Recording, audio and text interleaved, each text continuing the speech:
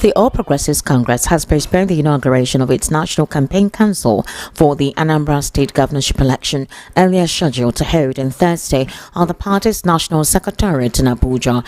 The national publicity of the party, Felix Smoker, confirmed the development in a statement issued today. Moka said a new date will be communicated in due course, stressing that the decision was not intended to disrupt preparations ahead of the poll. The party expressed regret over the inconvenience the postponement may have caused its members and stakeholders, but assured that it remained fully committed to ensuring a strong showing in the November 8th governorship elections.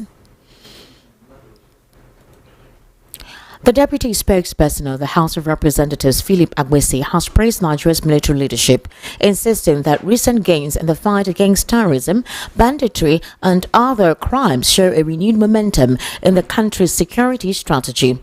As it stands, Aregbesola, who represents Ado Okpoko Ogbadipo Federal Constituency in the Benue State, said Chief of Defense Staff General Christopher Musa and the service chiefs had restored public confidence through joint operations that were beginning to show tangible results. He dismissed calls in some quarters for the removal as a ploy aimed at undermining morale within the armed forces, warning that such campaigns played into the hands of terrorist groups. Speaking with journalists today at the Nnamdi Azikiwe International Airport in Abuja on his way to an international engagement, the lawmaker credited General Musa with strengthening coordination amongst the Army, Navy and Air Force, noting that his leadership had been instrumental in shaping a unified counter-terrorism network and framework. He also pointed to the African Defense Chiefs Summit hosted in Abuja in August, describing it as evidence of Nigeria's growing influence in regional security. Elsewhere, former President Goodluck Ebele Jonathan's camp has opened talks with Rabiu Musa Kwankwaso, seeking to woo the former Kano governor into a potential alliance ahead of the 2027 general elections. A competent source confirmed to Vanguard that Kwankwaso's team has already met Jonathan's emissaries, with both camps tabling minimal demands in pursuit of a deal.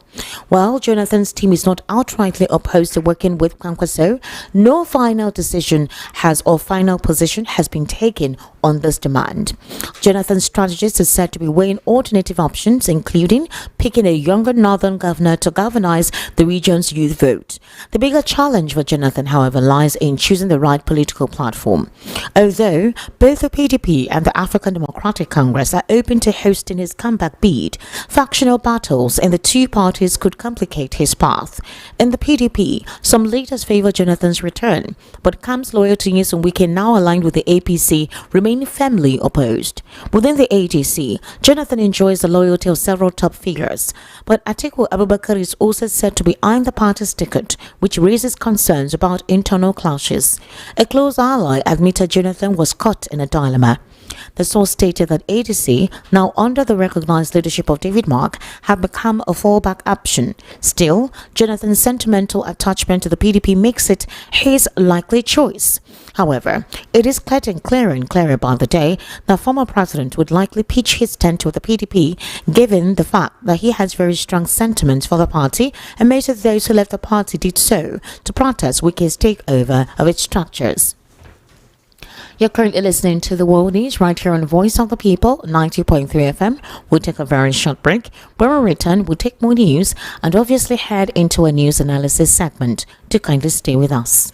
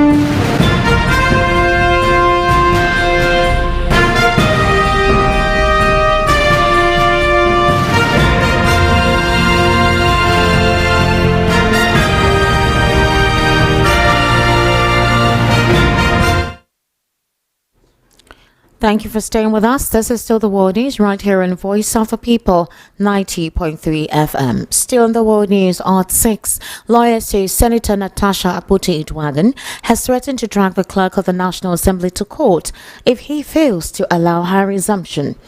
In a letter signed by Michael Numa, a senior advocate of Nigeria, the legal team said the clerk's claim that her resumption is blocked by sub judice was misuse of the rule. They warned that failure to comply by September 15 would lead to a contempt proceeding and other legal actions against him on his personal and official capacity. The lawyers argue that the Constitution does not empower the clerk or the Senate to extinguish the sovereign will of the people by administrative action. Part of the letter reads, "It is imperative to restate that our client's right to resume her parliamentary duties after the expiration of her fixed-term suspension is written in the Constitution of the Federal Republic of Nigeria, 1999, as amended. However, they cannot be abridged by administrative fiat or internal Senate maneuverings." They also disclosed that the clerk of the National Assembly is not an elected member of the Senate and the functions are purely ministerial, which is to record, transmit, implement decisions duly made by the Senate or directed by the courts. The demand is that they immediately facilitate Senator Natasha Akpoti-Uduaghan's suspension of her legislative duties without further obstruction.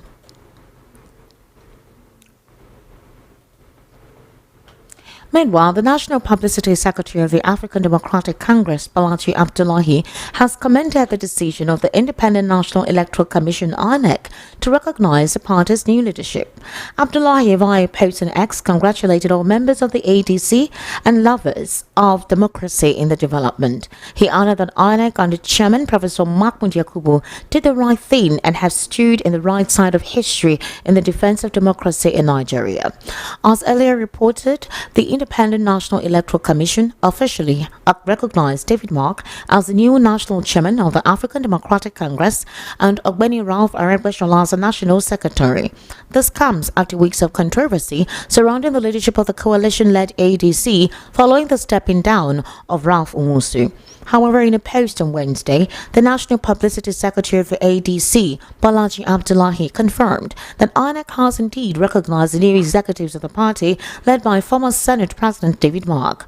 However, they shared the link from INEC's official data page on its website and wrote, "Game on." While there are talks concerning what has happened, there are considerations of 3 candidates considered for presidential tickets. The Senate Minority Leader, Alba Moro, revealed that 3 Southerners of the People's Democratic Party is being considered for the 2027 presidential bid.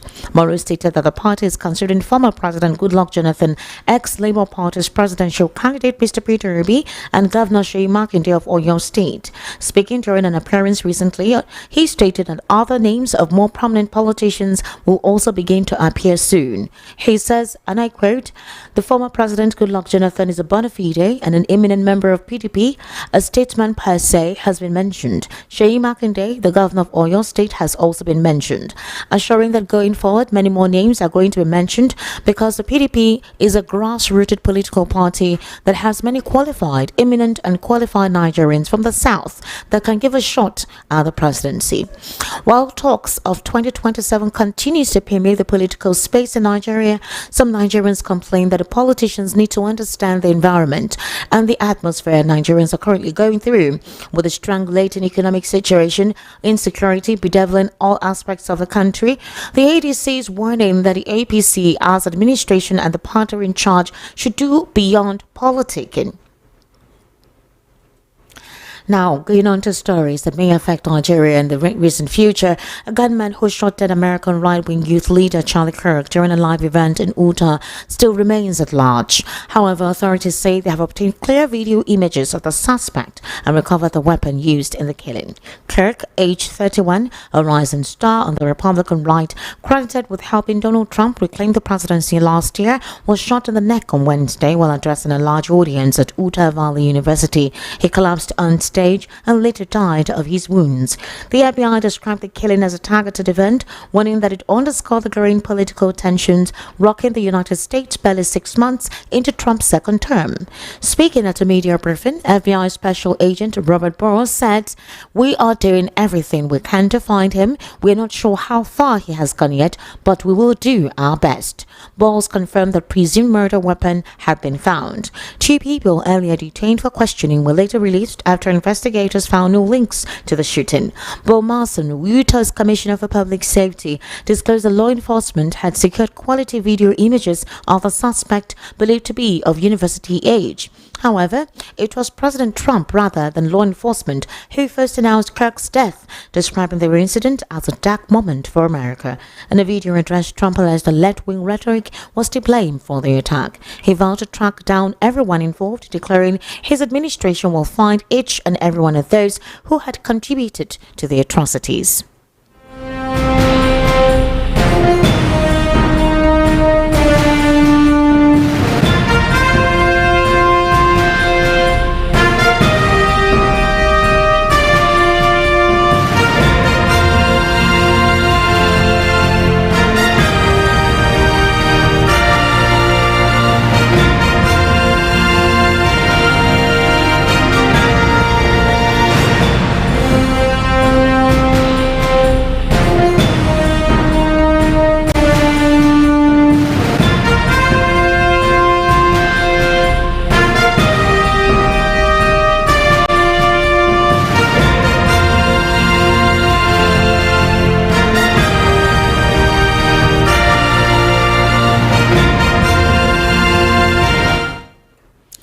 The Irish broadcaster has said it will take part in the 2016 Eurovision Song Contest. In a statement, the island's participation in the event will be unconscionable given the ongoing and appalling loss of lives in Gaza. Ireland has won the contest 7 times in total, more recently in 1996. Decisions have been made once the Eurovision organizers, the European Broadcasting Union, recently makes its decision. There are talks, however, of other aspects of life being considered. One of the questions we want to intend to ask our analysts, who I'm trying to contact right about now, is concerning what is going on in the polity. For example, there are statements about the political uprising and the political tension in the country which may actually affect the government or the administration of the All Progressives Congress under the leadership of President Bola Ahmed Tinubu. Beyond the politicking amongst the political parties and the judiciary having to work all round in with a lot of cases on its table, the Federal High Court in Abuja convicted and sentenced Mahmoud Usman, who is a commander of the proscribed terrorist group Ansar, to 15 years imprisonment. Now, the judgment, which was handed down by Justice Emeka Nwite for 15 years, a couple of Nigerians believe that is too small, considering the mayhem these individuals have caused in several communities that have been affected by their onslaught and destabilization. Also concerning the economic strangulation caused by insecurity specifically, which has affected our farming activities and production of food that has become very high in the market and inaccessible. Nigerians believe that the court should have done more than 15 years for these terrorists. The question being posed to the analyst is there a soft pedal on terrorists? Are they actually patting them in the back? What kind of modus operandi is being applied for those who have caused the killing of several of Nigerians, ransacked so many communities, and created economic mayhem in so many communities across the country? Also, the talks about politics being involved in the handling of cases concerning insecurity. Could it be that the court will be blindsided to the magnanimity, or will I say the efficacy, that this ineffective method applied by the security agencies on some certain aspects that constitutes misgovernance? Could it also apply to certain privileges that are not considered to be ideal? Now, other analysts believe that one important aspect of the conversation is for Nigerians to understand that accountability should be the order of the day. Analysts are also calling on the federal government to, as soon as possible, declare a state of emergency in states that are going through insecurity right about now. For example, the situation with Ansaru and Mahmoud, the 2 terrorist individuals linked to illegal mining and providing arms and weapons for others who have continued with this mayhem in some communities. They believe that the part of 15 years is soft compared to the killings of lives and the destruction of properties across the country.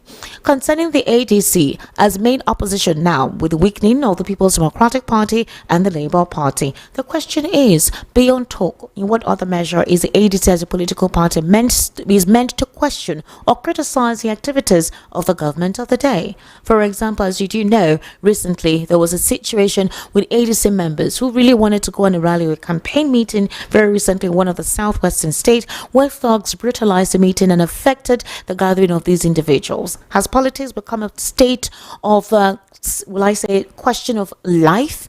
The balance between life, sanity, justice, and the ability for Nigerians based on the constitution to meet and gather and decide, which is called free will. Has politics also become a bane to our democracy? That is also one of the questions that we want to ask our analysts this evening on the World News at 6. Considering other elements that may constitute to be an anomaly within our democratic system. For example, Godswill Akpabio, the Senate President, not speaking concerning the resumption of one of his colleagues, and that is the suspended Senator Natasha Akpoti, the senator representing Kogi Central. She is supposed to resume her duties right there, and she is warning and threatening the National Assembly and the clerk concerning the lawsuit that if she doesn't resume her administrative duties as soon as possible, there will be questions to answer. And the question is concerning the fact that where does the law apply and who applies the law, and who should respect the law? Should the law only be applied to the majority and not applied to the few? In what instance is the Senate sitting on the resumption of Senator Natasha Akpoti? These are possible questions that our analysts are meant to respond to. Unfortunately, we cannot get across to analysts this evening, but these are the rhetorical questions that are being asked by Nigerians and some analysts, if you have been following the trend on the political scene. However, let's take a look at all the stories concerning our communities. The police have arrested over 6 individuals and suspects which are linked to cases of electricity vandalism and cattle theft, recovering stolen livestock and damaged property in separate operations across the state. In Jigawa State, which is a largely rural and agrarian community, in recent years they have faced recurring challenges of cattle rustling and infrastructure vandalism, particularly theft of electricity cables and installations. The crimes often disrupt local livelihoods, reduce power supply and fuel insecurity in affected communities. In a statement on Thursday in Duse, the state capital, the police public relations officer SP Shisu Adam said the arrests were made during intelligence-led operations in different and local government areas. According to the statement, the first case occurred on August 27, 2025, when 2 men broke into the house of an resident in one of the local government areas. The statement involved the police being on the watch list of individuals who continue to perpetrate mayhem in so many communities across the country.